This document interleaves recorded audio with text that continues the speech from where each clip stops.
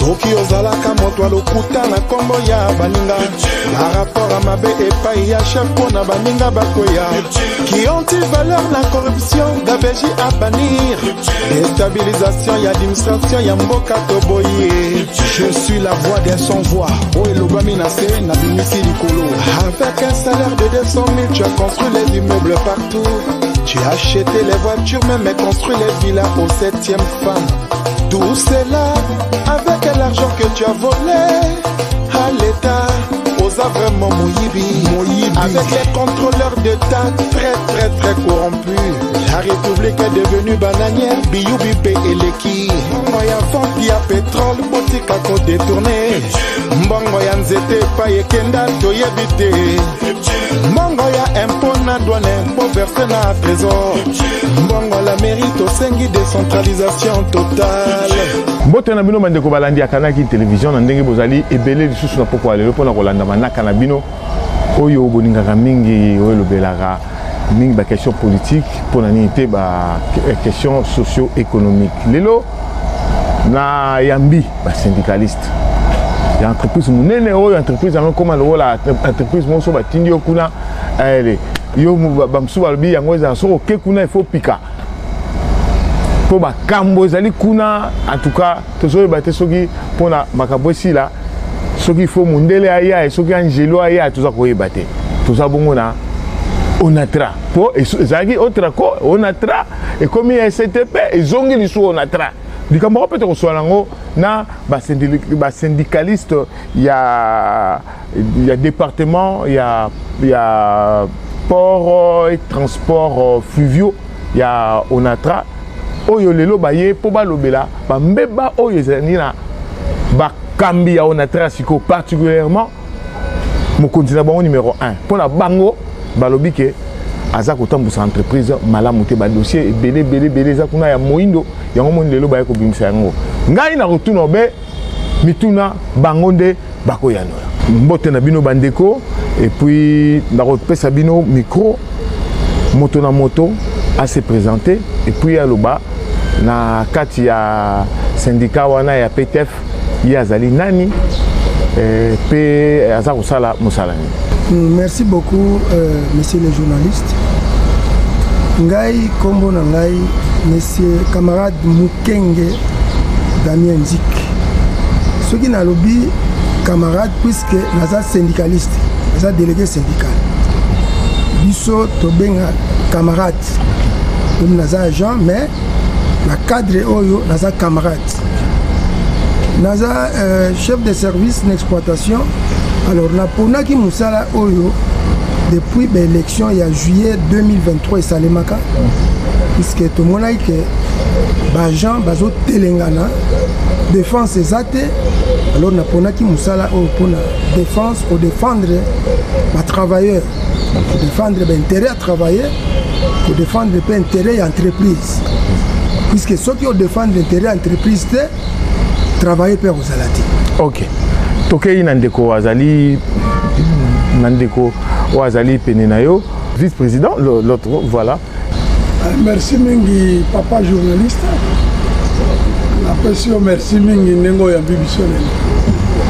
Ngai, comme on a Kassungo Pena Omeonga, André. Azali, chef de service en exploitation.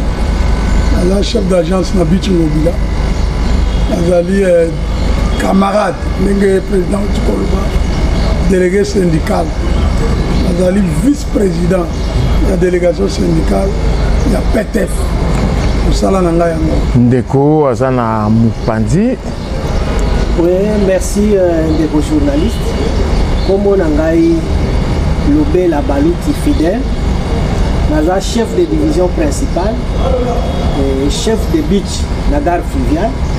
Et puis il y a le premier secrétaire et la délégation syndicale, il y a PTF. Voilà, Toko Tanamasolo Ango, Bino Botumboki déjà. Vous avez reproché Nini, Oyo, ils ont vraiment fondé, et pas il y a numéro 1 et entreprise Nabino. Oaza Kukambalelo. Biso toujours reproché, et pas il y a gestionnaire na biso oyo l'état atindelaki biso monsieur Martin Lukusa gestion na ye eza malamu te gestion na ye eza malamu te dans le sens que patrimoine ya entreprise ezokende na baprivé eza malamu te na banza vendredi toalaki awa nayebisaki yo mpo na libongo ya gare fluviale pese exemple ya libongo ya gare fluviale po biso toza batravailleur ya PTF toza mpe badélégué syndicaux ya PTF alors tokoloba mingi na domaine etali département na biso ya PTF gare fluviale eza libongo monene oyo ya l'état mpona exploitation ya bamasuwa bavoyage ya baITB lokola bakokolo gungu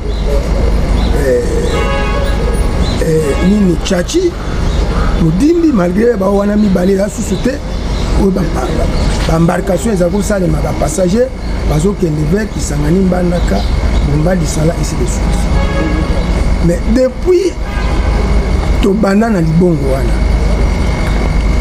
depuis monsieur Honoré Paling nga nakutaka ye nga personnellement nakutaka ye na 1981 kutaka mundele monsieur Paling libongo wana ezaki libongo oyo bagrand bateau baITB eza komema bato ti basuccession ya badg kosalema jamais natika koyokaki libongo wana bapesi yango na privé exploiter dernièrement toyoki ke no bazoréflexionne yango privé moko azoréflexionne tokomi mokanda tomoni ke privé azoréflexionne eza nini bameka koéclaire biso DG azalaki te DG ya moto asalaki intérim na ye à répondre biso na canal ya bureau national que voilà dans un bref délai tokopesa bino tokoéclaire bino mpo na libongo wana nde misala ezosala zela réponse ni bureau national ni DG AI ni DG PLR azongaki ti mokolo lelo batika kopesa biso eyano moko te baéclaire biso dernièrement la réunion exploitation département na biso ya PTF apesi annonce officielle que mutu nyonso asalaka na gare fluviale il faut badélocaliser bango babima bakotongela bango babiro baloko soki wapi bakende kosala kuna libongo wana ekomi en location toyokaka un certain HJ koexploiter nous sommes dit terre libongo wana eza libongo ya l'état eza libongo ya l'état mutu moko te akoki koexploiter yango yake l'état nde akoko prendre position na ye ke voilà eleka mpe pamba boye te il faut au cours d'une réunion ya conseil des ministres nde bakozwa décision que voilà libongo wana otia yango en location ou bien eza susu rentable te un tel paragraphe donc c'est comme ça eza te kaka mutu moko alamuki na ntongo boye ake koyokana soki na nani o non ezala location boye na boye yango wana eloko totelemani ti lelo totelemi yango tolingi koyoka eloko wana te soki bazwaki baarrangement na particulier moko mpo aexploiter yango en tout cas tosengi baboma contrat wana donc c'est ça souci na biso yango wana nalobi ka mpo na libongo ya PTF ouais tozala na étape wana tozala nalobi ka mpo na libongo ya PTF mais est-ce que bino bo vérifiaki bomoni que na niveau ya gouvernement bayebi biloko wana nyonso te parce que bino bo dépend du ministère à portefeuille na ministère à transport je crois oui. Alors est-ce que bokendai kotuna bango balobi bango bayebi likambo wana te mikanda nyonso biso tokomelaka DG tokopiaka baministère wana portefeuille transport tokopiaka bango otuna otuni monsieur les journalistes soki bango bayebi yango ou bien bayebi te bakoyeba à partir de émission tosala bakolanda likambo oyo toyebi yango likambo oyo toyebaki te nde wana bakolandela batuna DG eza ndenge nini mais soki biso tolobi te bakoyeba ndenge soki bayebi te alors tolinga tokende pa ya bandeko mosusu bazali wana tomeka mpena koposi bakestion parce que likambo yango eza entreprise monene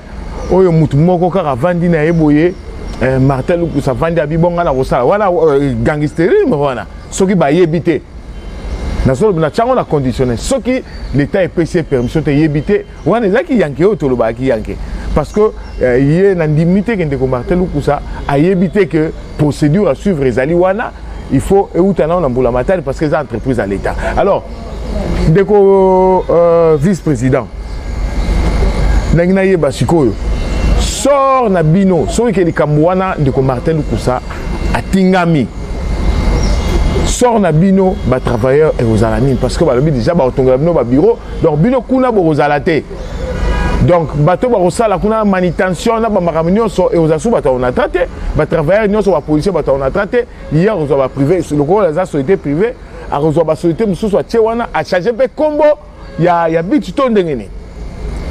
Merci mingi ndeko journaliste na mutuna na yo na kanisi eloko memi biso awo yango ça dit te ko bele ko ebisa gouvernement na mukonzi ya mboka bien wana eza bien public ya l'état congolais ezali bien mutu moko ta l'état congolais pour hypothéquer yango biso pe toza ba partenaire à l'état comme ça tous les syndicalistes effectivement ils sont fait foutre parce que Moussala et Zakuna n'est pas agent de transport formé le non entra Moussala n'est pas quai na kata libongo l'air batté qui libongo no gono sala te ba céder na ba privé pour la location l'air ba céder na privé yo lobi ba céder ngana lobi ba teki pour na yebi contrat wana ndeko Martin Lukusa lakisa mututa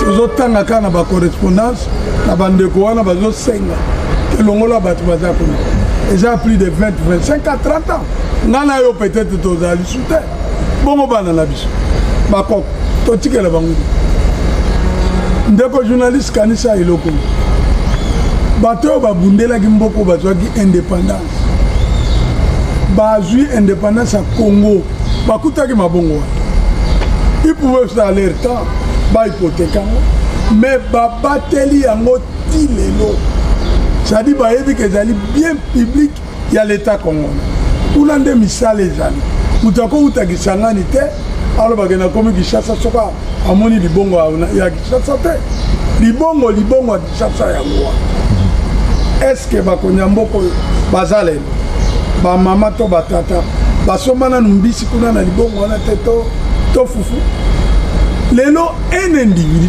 to ba pouvoir o ndeko DG na biso atana c'est-à-dire ça na pouvoir moko extrême et les Guinéens à l'état congolais Congalo en tant que syndicaliste naïbi l'état congolais pour céder loko le gouvernement sanganaka conseil des ministres va débattre va céder ministre information petit ministre information que décision tozui yango et ça me bongo te et ça mi bongo te ka tongo etani li bongo zui obengi ba privé au pesi bango te l'état fois tout na ndeko Martin Lukusa décision elo yo zui eza motivé wapi nani apesi yo ndingisa mais soki ya solo l'état pesi ndingisa mais l'état ebisa biso to koko ndima te to koma ba chômeur ko individu moko ali azosala posa na d'ailleurs yebi ndeko journaliste koleka ngai mikolo elekaki mokonyamboka alobaki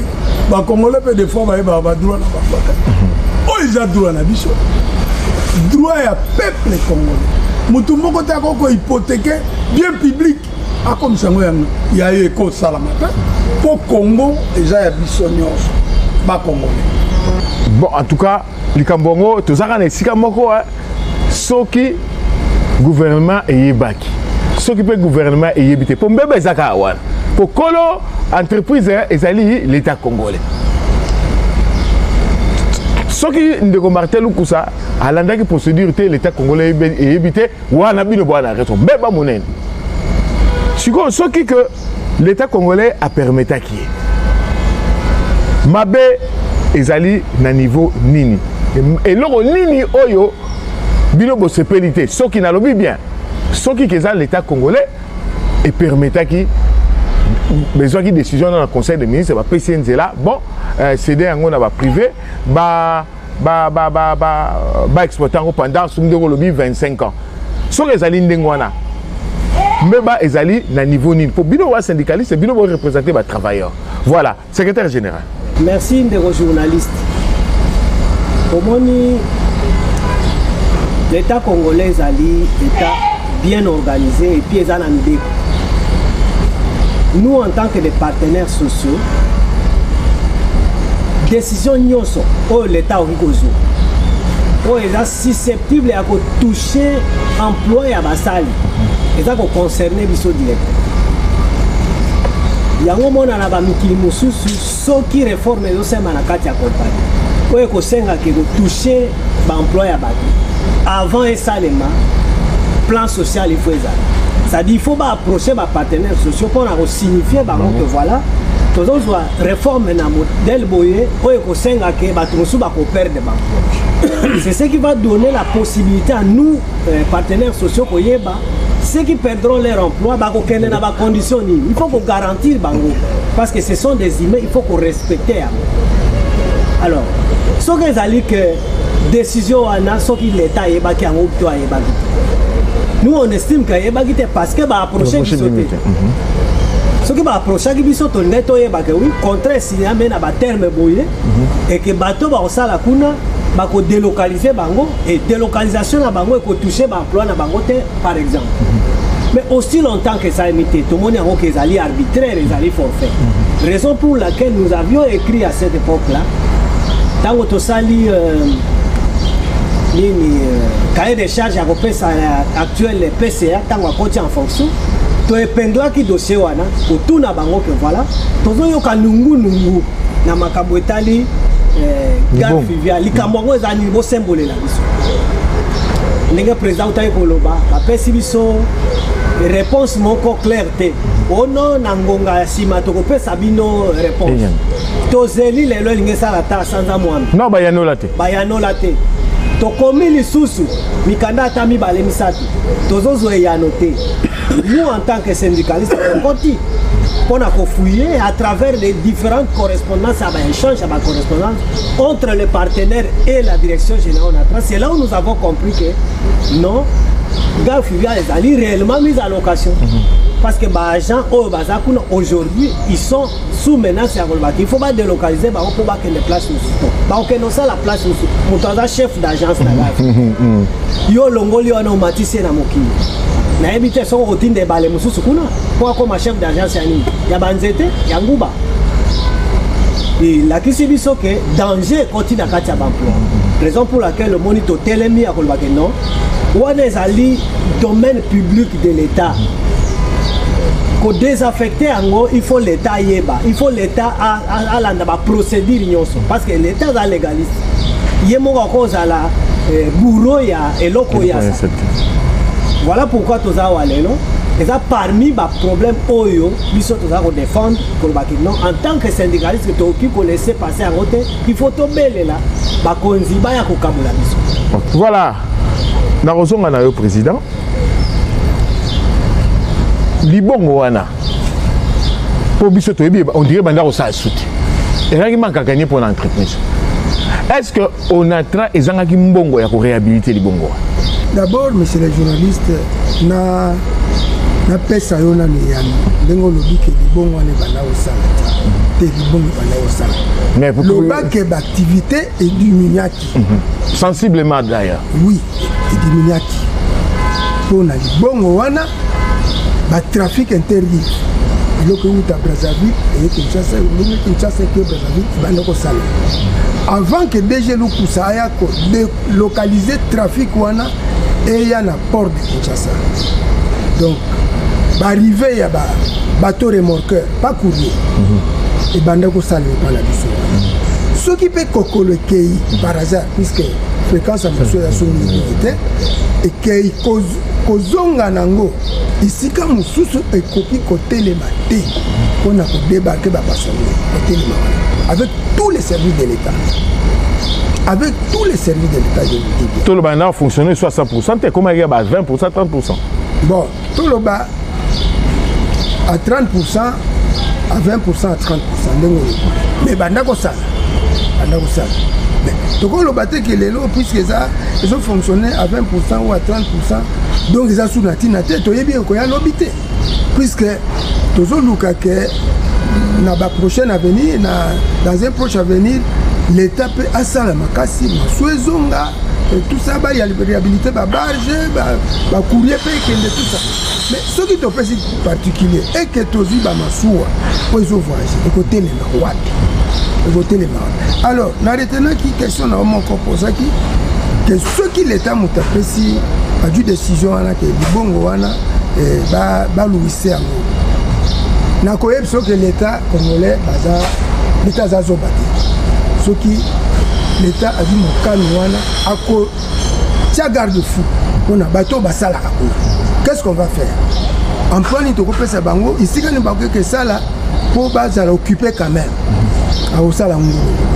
Mais ceux qui paient l'État sali ndengwana et comme une privatisation bien mis biso basali tokotel melango tokoboya au moins mise en concession à aéroport Ramataki la résistance ezali ti lelo tokoboya et ça te pour l'État azui mokano et que ils ont des avantages à la population biso tondima non tokoboya l'État paie azamuki moko so pe atali que non likambo pe population atelemeli yango azonga pe moi sinati totalité likambo yo ezaka mindondo te to sala bo donc c'est comme ça misolo likambo misolo oyo natunaki est-ce que onatra ezangaki mbongo ya kosala misala oyo privé oyo bapesi siko ya kosala onatra azangaki mbongo libongo wana ngai na sala kuna na premier secrétaire même camarade vice-président sala libongo wana ekomaki na problème ya bafessement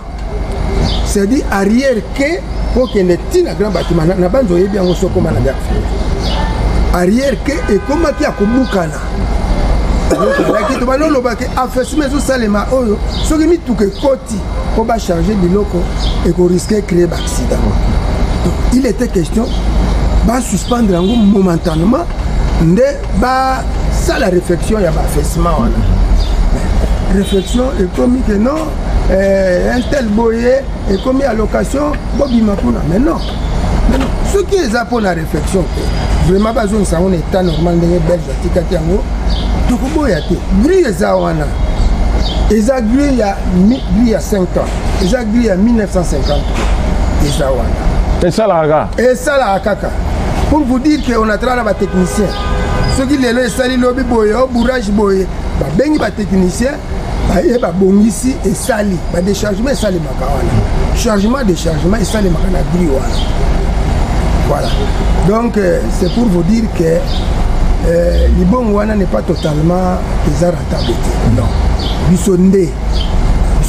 Ceux qui vraiment volonté zali, on a très au sami. Misala makasi kuta azo sala. Misala makasi na banza na bichwana azo sala ce qu'on appelle nini ba système ya débarcadère ou ya ba chinois donc ceux qui canoye boke okota. Mbongo ebele, mbongo libongo wana ko ba sala ba bomisa ba fesse. Wana nazo sala lukusa kaka. Lukusa ndazo sala. Ah wana eza malamu kame wala boboite. Eza mabete, eza mabete. Ah OK. Eza mabete.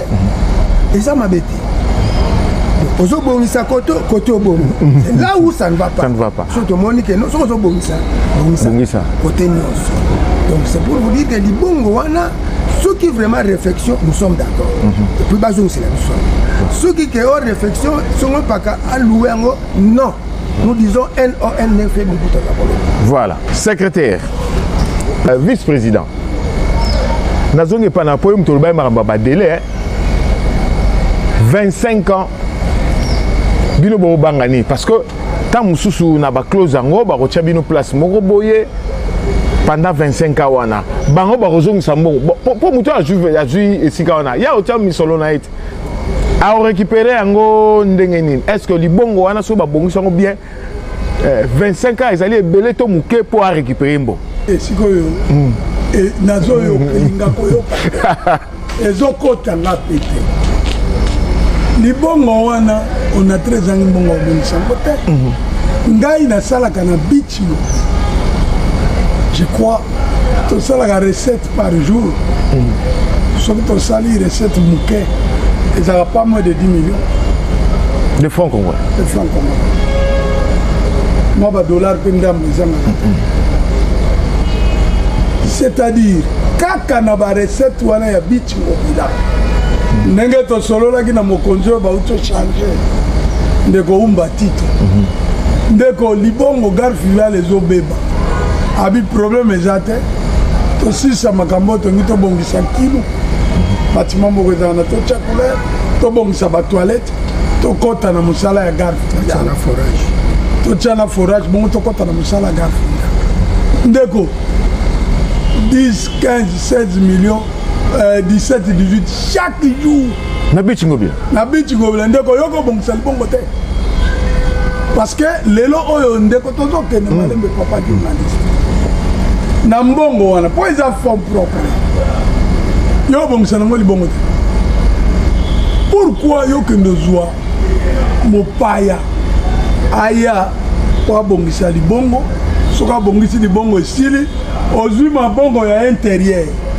Opesi c'est-à-dire le salaire aux atuna libongo te Bumba Kisangani Bandundu Mbandaka ozwi mabongo wana opesi bon bato basala ka bongo bakoma ba chômeur pendant que yo na maboko na yo oza na moyen fonds propre toza ko besoin na ya l'état te to tiana nous fonds propre okoko réparer libongo na le bandeli tango na monaki bandeko ya OVD baye na ba technicien na tunga bia awa l'état na l'état vous comprenez toko yokana na OVD to fetaka tambongo ndamu ndamu bobongisela biso gare fluviale ezonga ndenge ezalaki bomosana pete ndeko wana eza frontière bobongisela biso yango ezonga orika bandeko wana bayaki kaka koleka après mikolo mosusu tomoni nde mopaya wana j'espère apesa bango mbongo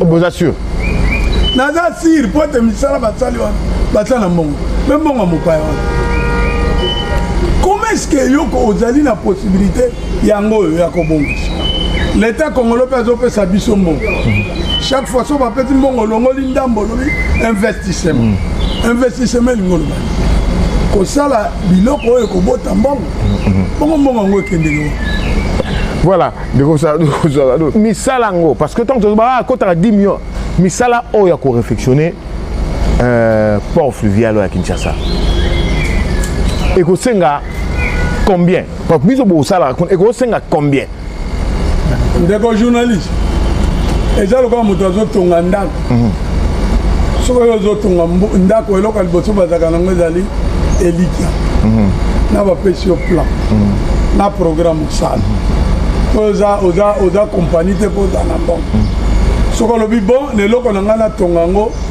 2 millions na mokolo ndako wana ekosila te bito bafonctionne tonga bandako na ti te totonga yango ndenge ti mukemuke eza libongo na biso ete tozalaki presse na moto ye mokonzi na biso adelocalize trafic eza kosalama na libongo atini yango na port soki azwaki likanzike mbongo nyonso wana to affecte yango na libongo po tobongisa tozwa ndamu mosu na bichi to affecte na libongo po tobongisa enga bongo te omoni esika oyo tozomona ke mayele mabe etali mauvaise foi mauvaise volonté mauvaise foi makanisi ya molili ntango oyo yoki okozwa partenaire moko apesa mbongo oyo obongisa libongo na biso soki 25 ans soki 30 ans po ye moko ayebi bacontrat wana ye alakisa yango moto te alakisa moto te 25 ans soki 30 ans obongisa okozongisele mbongo ndenge nini alobela biso te oyo nga nazoloba awa nalobi nzambe azomonanga PCA okotosolaki nini abi ne vous en faites pas soki babongiseli biso tokopesa bango mabongo ya intérieur mais va fluvial le coup. Voilà, président. Comme on dit, on a dit qui mais responsable de ce que c'est Marambo et solo. En tout cas, ils ont la conditionnelle, mais tant dans ce que Rabbi le moi je l'ai là. Dengue sur le temps nous avons kendele. Ndeko. Ce qui s'y colle, dengue de vice président lobby. Ba pesi ba pour wana nyonso. na privé wana HJ bolobi soit apprécié entre parenthèses voilà OK bon OK mais toyebi peut-être toza ba fou bon ba syndicaliste bo fouiller voilà investigation bo sali mabongo wana nyonso ou bien te bato sikoyo oyo ya onatra o etikala mo opération lobi te be kokolo mo esalaka te na miswa mike tango banda oya sikoyo ko akoste wana e banda ko futa mongo to boni biloko onatra tango banda ke na ba poro mususu wana e banda ko futa côté wana na zonga ba yokani ndenge nini président. Merci beaucoup. Côté wana na ibite ndenge ba yokani mais c'est les journalistes les années loko moko na bosanaki na ko yebso boye tozana lettre mukana oyo DG Martin Lukusa akomaka les bandits dans bandi ba réflexion alobi gare fluviale bazo réflexionner ngo to délocaliser trafic oyo ya biloko ya Brazzaville ba ben ngo trafic interrive et que na port gare fluviale ekotikala pona embarquement na débarquement ya ba passager oyo bako bando voyager vers Kisangani mbanda kasi kaka na mukanda na ya komaki wala to koyoka ba changer non gare fluviale comme il faut ba louer ngo bazo louer mutu moko zui mutu wana sikoyo ndenge azui est-ce que biso to koza susu na droit ya kokende ko sala embarcation ya ba passager na libongo wana tala na port à Kinshasa pa ebanda ti na suka ti vers bichu tala gare fluviale esika nino kure ko hoteli mapenza ke babimisa pone langa d'abord maekita soki maekiti boko débarquer bato na modèle puisque place wana gare fluviale les a approprié pona débarcation à bato ko débarquer bato ko embarquer bato en tout cas par gare fluviale esika ils ont le train à part gare centrale est-ce que ça les sika oyo gare à train ça c'est ça la gare fluviale aussi ezaka kandenge moko ndenge gare à train zali ndenge gare fluviale ils ont une spécialité nango ndela zo baté soki basala ngo bon donc c'est ça alors deuxième mutuna no tuna ki premier mutuna bana le bolo lobini makambo na bino ya bosuka wapi soki baloese bato na bino e bana futa mbongo to bana futa et pas privé ah soki yo lelo otie ndako na yo na location est-ce que koko zwa ndeko no ki yaki kolala susu kono mais soki alali kuna kofuta puisque mutu wana azofuta yo mbongo yo mpe soki okoki il faut yo mpo futa donc soki tokoki kosala tokoki esala opération kuna d'ailleurs nayebi te soki mutu wana kolika je ne pense pas akolika te po akomona ngo mayele mabe libongo bopesi nga na exploite yango comment voulez-vous maswa na bino so ya hoteli epesaka mindondo nayebi te baclose ya contrat na bango soki bayokanaki ndenge puisque biso totangi nanu baclose wana te mais na banza ekopesaka mindondo ezaka mindondo eza pasi nazongi na secrétaire général à part likambo ya port fluvial ya Kinshasa na uto tuna bolobi soki nini mo basali wana pona bato mataka na débarcadère wana mabe bino ute ya malamu na c'est plus la sincérité na bino donc azana makambo malamu na ye azana makambo ya mabe na ye alors likambo ya traitement ya ba travailleurs mataluko azana malamu. Merci beaucoup journaliste na motuna na yo na okikoloba te ke ba travailleurs ya on a travaillé parce que dès qu'on posait déjà question à la place bande ko balandi ba olanda biso ba ja on a tra makile ningani bango pona ni agent on a tra lelo a commis réduit à sa plus simple expression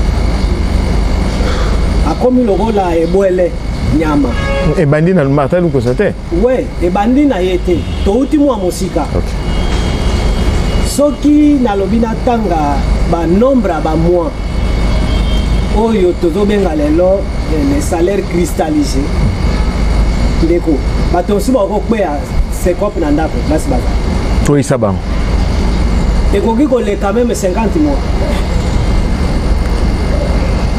mais soko yebisi moto bosembo lobi na ndenge wana okoki croix rouge parce que okoki omituna ke bato oyo babikaka ndenge nini soki bakosala basanza ebele boye bazwaka lifuti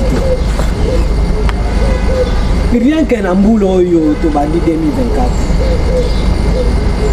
janvier, février, mars, avril, mai en autre côté. Déjà on a attendu du foot. Ndeko Bible est clair. Moussali a bongi na le foot. Bandeko pas bandeko ba musulman coréen lobi. Moussali il faut foot aye avant que motoki na ekauka. D'autant on peut dire que Moussali avant que motoki na ekauka il faut foot aye mbona. Yango na to beta 7 awa ba konzi mboka ba Hollande. On a 13 entreprises à Kita. C'est du fleuve Congo qui viendra la prospérité du Congo. Pourquoi tu as ça la biloko Ndiebene na Mibeko ya mboka? Pour respecter la nature à motote pour nous. Batata na ba mama onatra. Bazana bana, bazana basi, bafute la kabanda. Qui ça peut dans le mboka mikete. Il faut foutre à ticket. Pour matarabisi la moto fele, au foutite. Bon, moto ça la basanze belé pour foutre à makate. Bon, il y a besoin de ticket à voyer la mosala. Est-ce que bon ezali oyo ba ko foutre ba? Ndeko, yo moko zo yo kawa. Que ba investissement kalema. Tozo sala ba débarcadère, tozo bongisa ba kena matadi, ba bongisa ngona na manjaka te. Misolo ndezo bima po basala mo. La RLT l'état pesa kabiso misolo sanzanyoso. Onatra Toyoki yango na monoko ya oyo azaloko la président conseil d'administration Onatra a estimé que l'Onatra rapport à Matadi tokoma katiba 6 millions de dollars le mois. Ça c'est la moyenne. MGT tozali actionnaire na MGT Port Ledia. Port Ledia na Matadi. Na Matadi. Port Ledia pesa kabiso 20%. Nous sommes actionnaires na Congo Airways. Redevance minière tozwaka. Bongo nyonso soko kangisi na mwa ba recette mike port de Kinshasa PTF et consort papa. Musali on a traza na droit ko paiement te. Yango mbela na bakonzi batala biso makambo biso tolingi suko kufa te. Mokonzi mboka lobaka okundi na mission na Top Congo. Ba congolais ba yeba ko revendiquer ba droit na ba. Yango bino bosa. Yango to boki mbele pa mokonzi mboka. Les garants il y a bon fonctionnement dans l'institution à moi. Les numéros et le magistrat suprême. En tout cas, tu as le dossier à Bana. Bana on a voté au Mingi l'élection. Ce qui n'a aucun constaté même à 99%. Mais il y a aucun subi rafle à beauté pendant que vous êtes au pouvoir. Le peuple d'abord. Pas pratiquer la vision. Yango to betimbe. Voilà. Comme vous avez dit vers Nasuka et émission d'Abisso, nous avons Samaloba. Question de retour à Binonions. Tomoni Bolobi, Botani Mondela, Mondela, comme la Ranani, monsieur Honoré Palings. Palings, voilà. Oui, tout le monde a Binomogo. Binomogo, image, on est allé, hein. Balongola Palings, Mobuta Longola Ebo, il a mis sur la Bino Bobeti Maboko. Car Bino Batoloba, Palings, fait ma baie. Palings aleka bato ebele bakimbembe aleka kuna bato ebele baleka ebele baleka mais situation on a tra eza ko changer karaté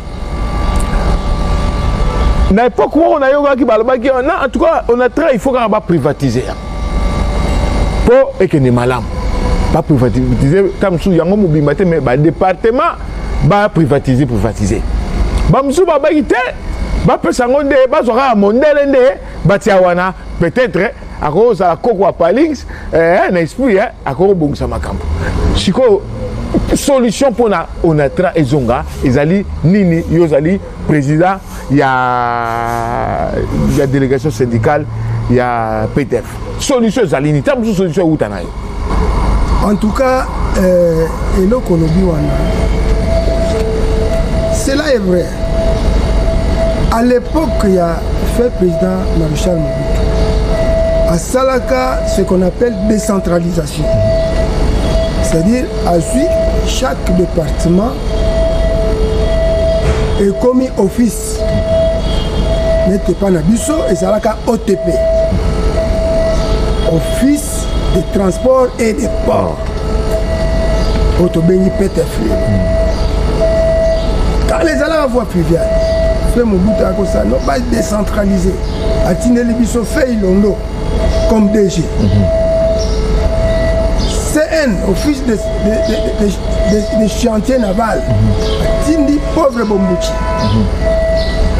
Office de chemin de fer. À Tindi, c'était qui est Ochina. Et puis à Sali Holding. Holding Wana, c'est-à-dire, à contrôler l'office Wana. C'est le sénateur Nani Katende Wandaya. Mais la structure Wana et Simbaki Pendate. Gestion chacun a où ça l'a ndengé. Wana eko kufa. Donc ici système il y a DG. Donc ici na ndengé. Mais bon balandi sima. Muke quoi ça vous ça. Tanga mingité. Fembelo. Il a commencé comme manutentionnaire. Donc on l'a fait Tchongo la régie des eaux. Bana comme plombier. Il avait quand même dirigé. On a travaillé, on a Tozaki na entré, il y a Afdel. Il y a effort de guerre. Il faut Bimisambon week-end de guerre. On a pays, ils ont déchiré na guerre, côté RCD, côté MLC, côté tout ça. Tambon, ils ont aucun effort de guerre. Mais Azako Fouta quand même, Azalaki, ingénieur civil. Attends qu'il n'est pas classe à ma capacité. Papa Mbelo ne goûtant à moi sima, à sali n'est à progresser, à ça la moi ba licence, banine et tout ça. Mais attends qu'il n'est pas goûtant à l'évoquer. Bah ingénieur bazo mon sabiso passe. Gestion na bango eza mobulu, eza qui tokote. Alors, pour nangai, en tout cas, pour notre trahison bien, que Santo na trahison en ligne à la qui. Il faut un bon gestionnaire. Azala Moindo, Azala Mondel. Bato Moindo Tolembi, celui qui est Mondele Bachela. Tolembi. Au moins de Mondele, même si à cause de la moi, Bamagou, Mondele a une technique. Mais Bato Moindo peut Tolembi. Attends, Mondele Bachela.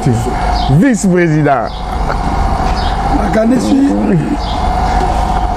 président lobby. Pas journaliste. Les différents DG au Balégui on a train de va questionner na Palings na kat. Sauf Honoré Paling. Soit que M. Paling a les cagana tête on a traité. Dès le notre temps on a traité. Les différents DG ne va questionner tra. Bazo sala makamuna ko Muke umba kiamital. Muke umba na papa kiamitala. Alors papa journaliste dans les autres scènes na mokonyamboka longola batini biso moni biso ba congolais toi trop médiocre tout ça c'est ne va donner au colo le makamba est ne peut pas musu bazale au moni kuno bazo boma bato ok basali ba communauté na bango bazo boma bato on a bon ndenge mon père bazo boma biso ananzala au papa aux 5 mois un pays père de famille au foot la ganda au lia kanini soki pe oye musala te awa na biso na on a très pas de kolukusa ala ba fourmi na ba cho a so ba cho absent ba collé au peu demande d'explication entre temps mutu atinda ka mutu aya musala ezali employeur na ezali déjà poso ka futi mbonga sando oya musala na sande ko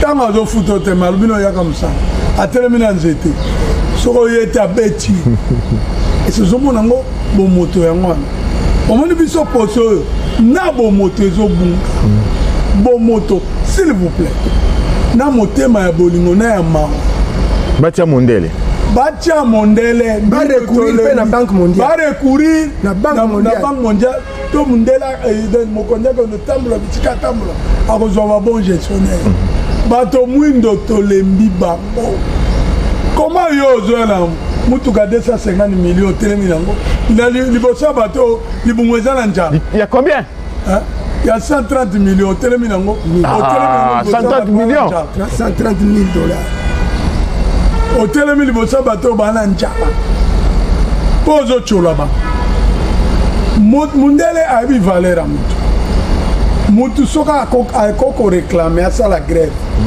po ayebisa mokonzi ke awa mabe ezali mobengi artillerie militaire mobimba ya kisasa yango mpe na profite na micro na yo papa komisa général mokonzi ya la police ya ville ya Kinshasa na onatra to na guerre te soki bato bazosala baremu eza nzala eza pasi bazeli ti bazwaka mbongo te babimi mbongo l'état congolais yo yaka otiki mbongo olandaka te nga na yoki awa papa alimbisa nga na gene mwa molai ichef asaka patrouille financier ayaka nona trate soki pesa na biso alobi 6 millions soki l'état azopesa biso mbongo 4 millions ekomi komo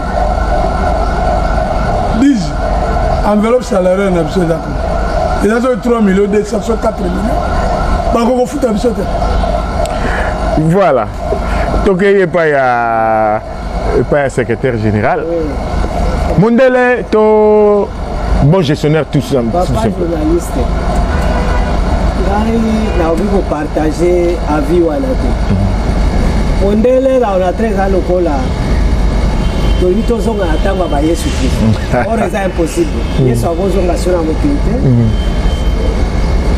Le vrai problème de l'ONATRA, ONATRA est une entreprise et à l'État. Jusqu'à la preuve du contraire, l'État congolais est l'unique actionnaire dans la compagnie.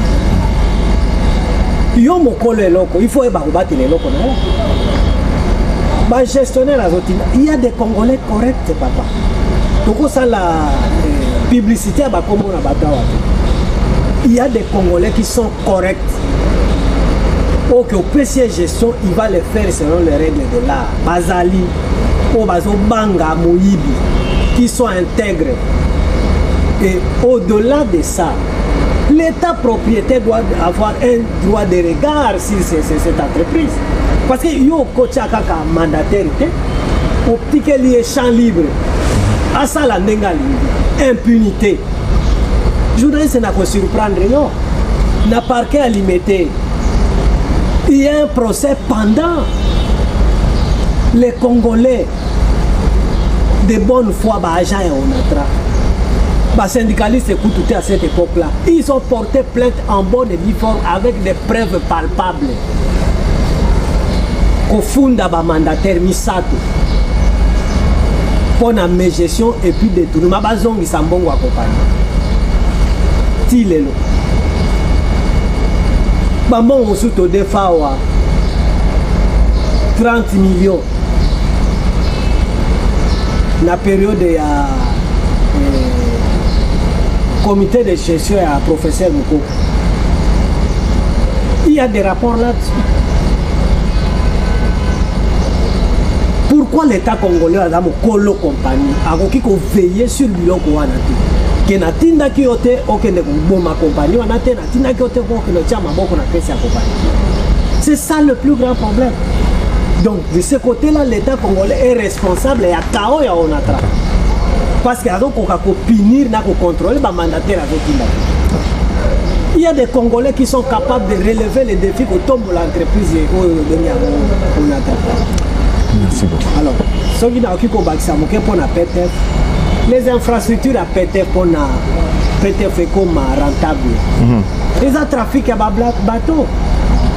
Tout ça n'a bateau vous allez? Tout ça, quelques bateaux, tout ça, n'a pas marche. Pourquoi ne pas réhabiliter? Et l'ONATRA aujourd'hui est capable, il y a aucun éthique qui s'engage, mais là, comment on est au sein de l'État, akoki ko subventionner on atra rien que pour la carburant pour ba congolais batambola na ba conditions normales. C'est-à-dire bato ba otambola ba accident ebele osema na ba embarcation na ni alors que l'onatra est dans la possibilité comme ma batoti qui sangani na ba couchette na ba chambre de luxe. Mais l'État a aidé onatra na carburant totie ba barge na ba masuwa bato ba qui sangani ndenge banaki boso dans le cadre social qui était en boka mati. Voilà. Liloba Souka va toka bwana to pesa na président parce que à tout seigneur, à tout honneur, hein, le roi Yom Tozali na Mbende pour on a place à nous pour Yom Tozali numéro délégation syndicale. Alors, Liloba Souka pour Namkolo Lelo par rapport il y a les Kambo Boyeli Makasi, les Kambo ya pour Fuvia Bosenga l'État au fait nini concrètement. Toujours Senga l'État à l'Omola. C'est Marcel. Alors on l'a. Oui. Oh. Bon. Alors on l'a puisque jamais on a mon DG mon coin mon atra azana likanisi wana. Mon côté baleka wana ba vieumba ba ebele. D'ailleurs vieumba mukena ko bakire moi fleur puisque tant na e azako bimisela biso ba retraité ne fort ya fonds propre on atra. Zako bimisan ba retraité mais les lois à la société pour ba retraité ba bima dernièrement avant Zolanda Kango il faut l'État atinda mbongo ba retraité oyo ka ke batindi 21 millions ba bimisi ba retraité bon ba joana ko soki to koti na ko so temps oyo ko lobela ngo osati donc l'État atiki la biso libongo wana soki biso tozo koka ko réflexionner ngo te kozo nsango de tana d'ailleurs ngana izoki afesma kaka sike bukani sima soki ba bonisi e bon zo nga ngo soki tozo koka te toza ba partenaire biso to kumbela ba Congo futur biloko to kumbela ba partenaire biso biloko ba ko bon nsango a crédit na ba compensation bo bino bo bon c'est la biso que biso to compenser na transport à biloko. C'est ça qui peut se faire. Ceux qui sont vraiment incapables, on peut le faire. Trop ça là. Mais dire que vraiment un privé a exploité les bons moments, nous disons NON et Osalimati. Merci beaucoup. Bolandi wana bande konabiso, il y a département, il y a port et des transports fluviaux, il y a Onatra, ndenge baye bafungoli nyonso bafungoli par rapport à la situation pour bato belé baleki na ba différentes chaînes balobi bon bango baye na version mususu basengi na l'état congolais alongola mona mboka Martin Lukusa basengi sur soit contrat wana oya signaki na étranger pour na exploitation il y a port fluvial il y a Kinshasa et à Bosenga na bango ba syndicaliste oyo lo bami awa nga mitune zaki yanga biano ezalaki ya bam muto mona za la vie contraire aye soki po monique bango baza okosa yom to na raison bozala face à face dossier na mesa to bisaka na direction programme balukel biso mukolo to yeto tie mesa wana botin face à face parce que ba Congomani sengeli ba mona clair na likambo on attend non seulement ba famille ba travailleurs bazo souffrir mais ba Congomani pe ndenge balobi ba ko couvra pona ba Congo tambola na fleuve na ba condition ya mabe alors que on a très soba bongisi ba ko tambola na ba condition malam to ko éviter ba naufrage comme on ma ebele o musuto mona ki awa bato ko zinda malembe wana filme bato ba oganga solution ils a bon ça on attend l'état bon ça on attend diga mondele bino moboyo qui réponse pas pesi bamsu baza contre bamsu baza pour mais balobi balembi pour ce moyen de surtout congolais balembi na bango bazon batia bango mondele so pe batia mondele so asali mabe to kozwa bango peka pour mondele pa musan aza musan tout aza anzeluté moi ba utozo so mondele mo kuna azaka boulanger awa aya koma DG le quoi ag magasinier asokopa kuna la magasinier awa aya koma DG pourquoi ba ke bana ça société moi transport kuna ya mai oh faut za mondele matin en tout cas bandeko ba sengi pe sous banque mondiale ya ko appuyer ba ba partenaire pe ya bango ba ko appuyer bango voilà lisolo zaki kitoko mingi na bandi soki pe bato mususu ngala lingi penza ba équipe mesa po vérité banaka parce que likambo ngo ba version comme belé koto yo bato ba pour koto yo bato za contre eza pona intérêt ya onatra na intérêt ya population congolaise eza pona intérêt mutute na biteke bato baza bato ya lukusa te ntalukusa koza te po lukusa koleka on a fait le tika. Merci que Ibongo na Sadou Dimbu wazaki sima caméra moi na mboka Binda Tony yende mtasimba ki montage régie finale ezaki assuré na moi na mboka Serge Kulu de tukutani semaine ko ya pona numéro mususu ya émission na bino boboto o mabota mabino soki ozalaka moto alokuta na kombo ya baninga par rapport à mabe epai ya chef pona baninga bakoya qui anti-valeur la corruption d'ABJ à bannir déstabilisation ya administration ya mboka toboye je suis la voix des sans-voix o elobami na se na bimisi likolo avec un salaire de 200 000 tu as construit les immeubles partout tu as acheté les voitures même construit les villas au 7e femme tout cela avec l'argent que tu as volé à l'État, aux a vraiment Moyibi, avec les contrôleurs d'État très corrompus. La République est devenue bananière, Biyubipe et Leki. Mbongo ya vente ya pétrole, boutique à côté détourné. Mbongo ya nzete pa yekenda toyebite. Mbongo ya impôt na douane, pour verser na trésor. Mbongo la mérite au sengi décentralisation totale. Trafic d'influence et comment être mon abino.